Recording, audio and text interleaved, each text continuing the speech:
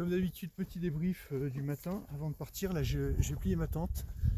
Elle était derrière là, donc normalement c'est visible dans la vidéo précédente. Comme je disais hier, j'ai pris la décision de prendre la variante qui passe par le col de Riou. Donc là, c'est là où j'ai dormi. Alors juste, quand j'y suis, voilà le panorama dans lequel j'ai dormi. Voilà, c'est sympa. Voilà, donc là, il doit être 6h30, quelque chose comme ça. Donc, comme j'ai un petit peu chamboulé mes plans, normalement je ne dois pas me recaler par rapport à ce qui était prévu initialement, parce que je devais passer à Luz, qui est un peu plus bas. Et ensuite, l'idée c'est de rejoindre un refuge d'algues cluses, quelque chose comme ça. Donc je pense qu'il doit y avoir 8 heures de marche. Donc je vais me ravitailler en bas. Et puis ensuite, je vais quand même refaire le point pour être sûr si c'est jouable ou pas. Et lors des prochaines étapes, la météo n'est pas du tout clémente. Donc il va falloir que j'évite de camper, parce que sinon ça va être très compliqué. Donc il va falloir que je navigue de refuge en refuge, ou Airbnb, ou que sais-je encore. Voilà un peu le point. Mais je dois reconnaître que ces 3-4 derniers jours là, ça a été vraiment, j'ai eu de la chance parce que j'ai eu vraiment du beau temps. Et ça c'est appréciable parce que ça permet d'avancer. Par contre, hier j'ai subi la première canicule entre guillemets. J'avais jamais eu aussi chaud. Donc là je transpirais, d'habitude c'est pas trop le cas, hein. Je suis toujours dans le frais, etc. Donc moi j'avance plutôt bien dans le frais. Donc là c'était un peu compliqué pour monter jusqu'au col de Riou, mais c'était mon objectif. Parce que là je sais que j'ai plus de la descente. Donc pas de contraintes particulières. Arrivé en bas, j'espère que je vais trouver quelque chose d'ouvert, parce qu'il faut absolument que je me ravitaille. Encore une fois, j'ai tout liquidé hier soir, parce que marcher comme ça ouvre l'appétit. Donc voilà grosso modo le bilan de la journée d'hier. Alors les panoramas n'étaient pas exceptionnels par rapport à ce que j'aurais, je pense, pu voir si j'étais passé par le pont d'Espagne et l'Ourquette, etc. là. Mais voilà, bon, c'est comme ça. J'ai joué à la sécurité. Bon, parfois il y a des passages un peu moins gracieux que d'autres. Donc là c'est de la bouse de vache partout. Il va falloir que... Là je suis en train de faire le grand écart là. Voilà. Et ben, il va falloir que je fasse ça jusqu'au bout. En tous les cas, il faut surtout pas que je mette un pied là-dedans, parce que ça va être un peu compliqué après. Bon, mais ça on va l'appeler la partie du GR10 aromatisé. Donc bouse de vache, une mouche en tout genre. Bon là ça va, ça c'est un petit peu plus sec que précédemment. Et tout à l'heure il fallait vraiment jongler entre les bouses, les coulées de bouse je dirais même. Tout ça c'était mélangé à l'eau. Alors comme j'ai eu une chute hier suite à une petite glissade sur une pierre qui avait des algues et tout ça, enfin un peu humide, maintenant je fais extrêmement attention, parce que là mon poignet a l'air d'aller là ce matin. Donc je ne vais pas réitérer l'expérience. Maintenant j'évite consciencieusement toutes les pierres mouillées, parce qu'avec le sac, impossible de se récupérer. Alors voilà, typiquement, là c'est parce que je tiens la caméra, mais c'est normalement techniquement actuellement, enfin bien plus simple que ce qu'il y avait juste avant, sachant que une chute avant c'était le derrière dans la bouse, et ça j'y tenais pas trop. Voilà, c'est aussi pour ça que j'ai pas filmé. Là je filme parce que même si je tombe, je serai au sec. Voilà, on va rejoindre une route, ce qui me va bien, ça va me permettre de faire d'améliorer un petit peu ma moyenne pour rejoindre Luz. Donc j'arrive à Luz.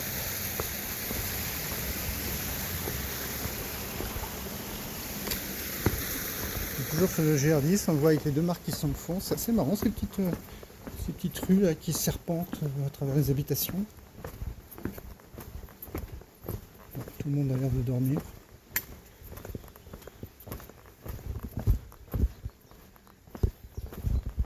très sympathique.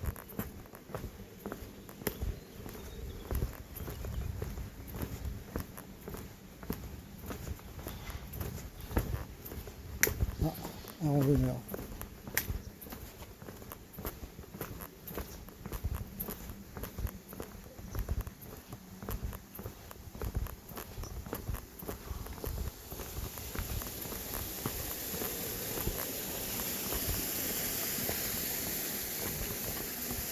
Chemin des Lavoirs.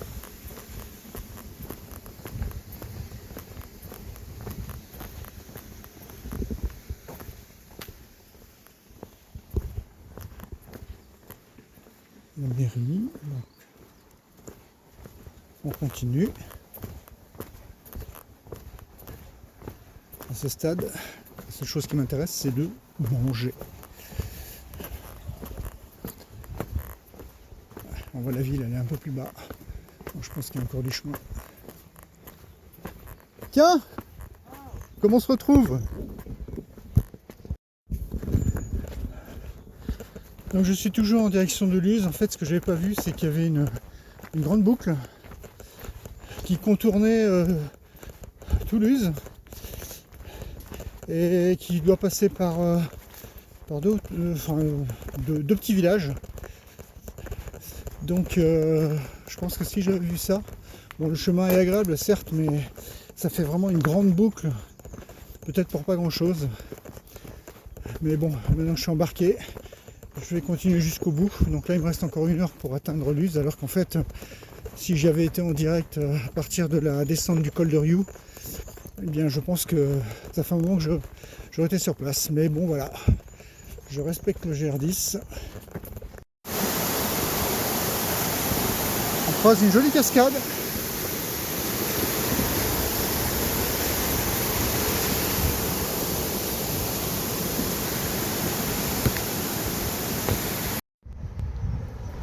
Bon, eh ben, je viens de m'acheter une nouvelle casquette, comme j'ai paumé l'autre. Donc voilà. Voilà, je suis toujours à Luz. Je m'apprête à partir. Alors j'ai pas d'hébergement pour ce soir. En fait, il y avait un petit malentendu là. L'hébergement que j'avais réservé. Voilà, c'est un peu. L'hébergement que j'avais réservé, finalement, il était beaucoup trop loin du GR10. Donc ben, je vais marcher, puis je vais voir où est-ce que je peux poser ma tente. Alors c'est pas terrible parce que je suis un peu sale. Mais bon, je trouve une solution, je pense, sur le chemin. On va jouer un peu les opportunistes comme d'habitude. Allez, c'est parti. Les grandes chaleurs c'est bien, mais alors ça tue.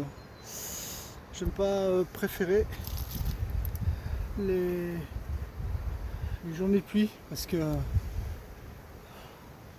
c'est super dur, il fait chaud. Le sac est lourd. Donc là régulièrement je suis obligé de faire une petite pause. Donc là je me suis acheté une orange. Ça va me rafraîchir et puis après je continue. Je sais pas combien de kilomètres je vais faire aujourd'hui. Je vais voir, je vais aller jusqu'au bout de mes forces. L'idéal ce serait que je me plante ma tente à côté d'un cours d'eau ou quelque chose comme ça pour que je puisse faire un peu trempette et puis nettoyer un peu mon linge parce que là j'ai plus de spare. Voilà, j'ai mangé mon orange.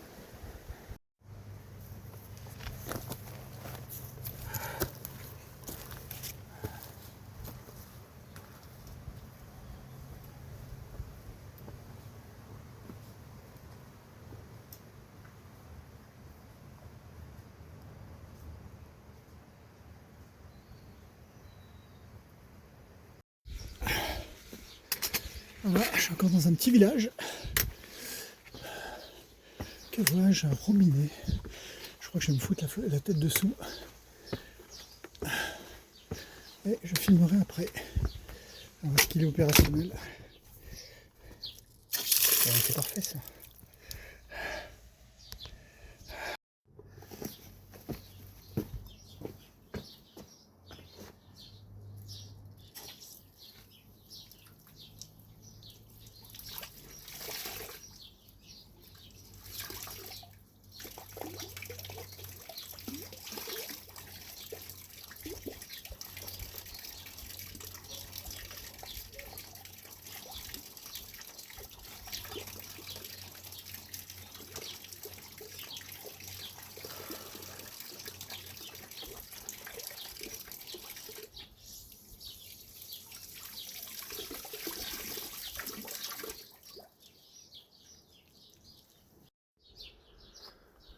Bon, j'ai fait une petite lessive de fortune.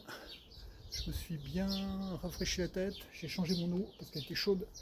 Et puis j'ai pris mon t-shirt tout mouillé sur moi. Mais comme j'ai une chaleur à mourir, j'ai pas d'inquiétude. Ça va sécher assez vite. Et de toute façon, ça évitera bien sûr de prendre de place. Voilà. Donc je continue. Je sais pas jusqu'où. On verra. Donc là, je suis à Viey. V-I-E-Y. Voilà. Donc voilà un petit peu comment c'est foutu. Des petites rues encore qui serpentent parmi les habitations avec un pavetage fait de pierre locale. Voilà, assez sympathique.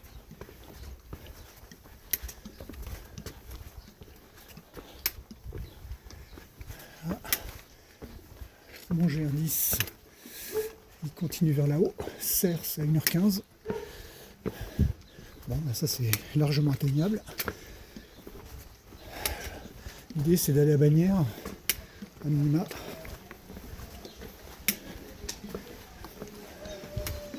Ah, un peu de vie.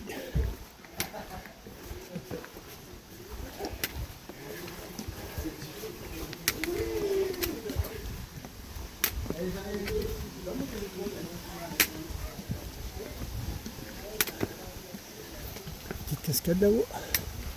Petit lavoir, tiens.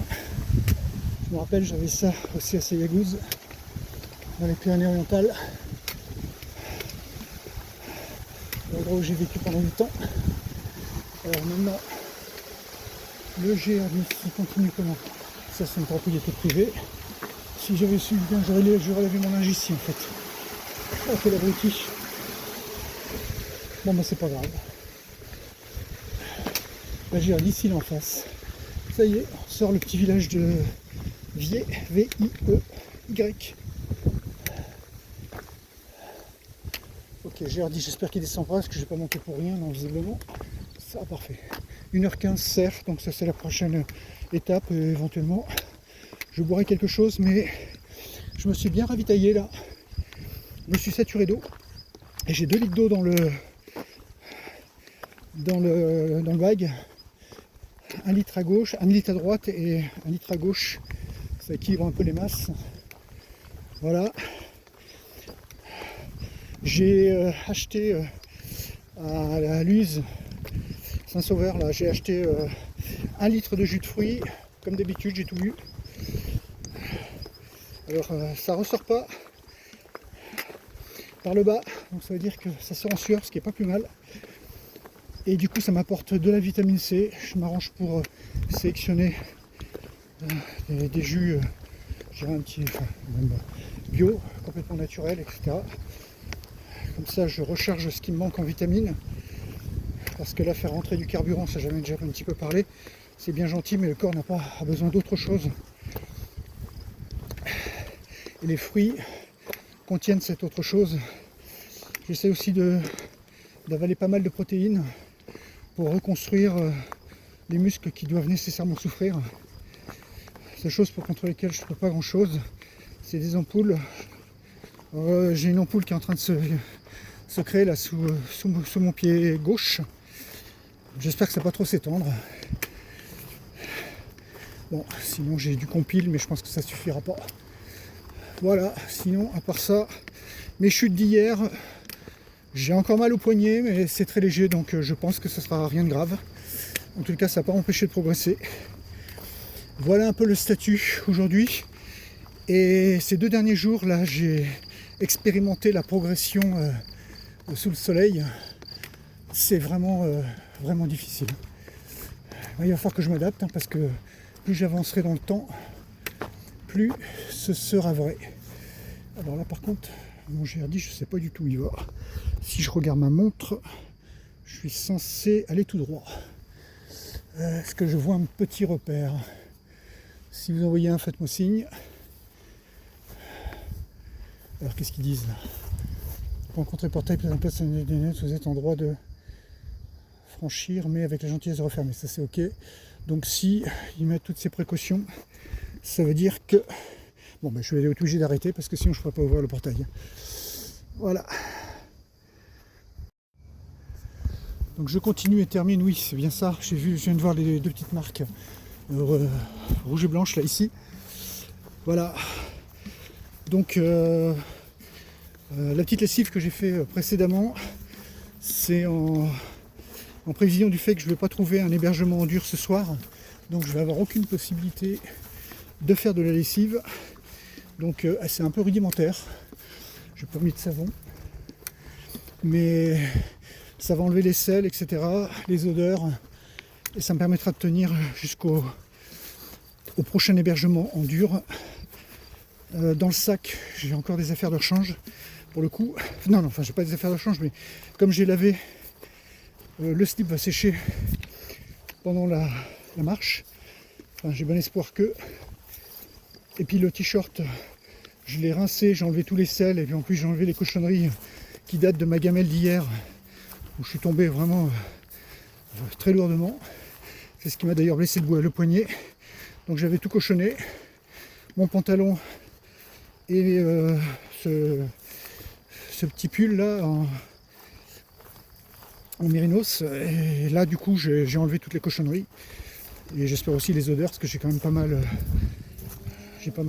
cincé. Enfin, j'ai fait pas mal d'allers-retours sous la flotte. Maintenant c'est sur mon corps, ça va sécher. Et ce qui est pas mal, c'est qu'en fait le corps, au lieu de sécréter de la sueur pour pouvoir le refroidir, je lui ai donné de l'eau d'extérieur. Donc c'est ça qu'il n'aura pas à faire.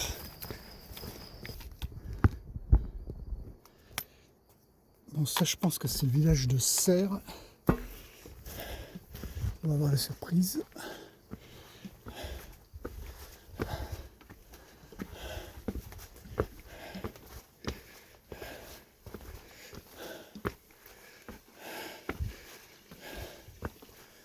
Ouais.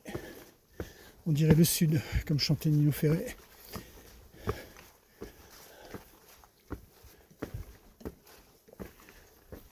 On voit bien une petite marque du R10.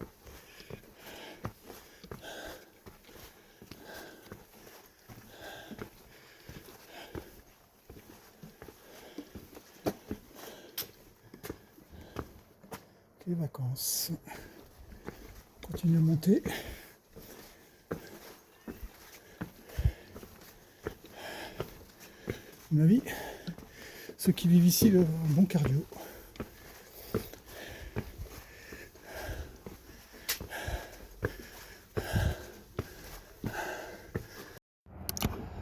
On approche de Barèges, ça c'est plutôt bon signe.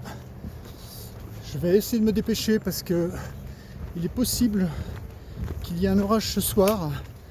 Alors j'arrive pas à avoir des avis convergents. J'ai rencontré là le bon vieux Jean-Louis qui m'a été conseillé par un restaurateur dans lequel j'ai mangé une petite crème brûlée avec et bu un petit coca comme d'habitude. Et les deux avis ne sont pas convergents alors que c'est des autochtones. Donc je vais quand même me presser parce que comme a priori je pourrais pas faire autre chose que de planter ma tente, j'aime autant assurer le coup avant que l'orage ne tombe. S'il tombe.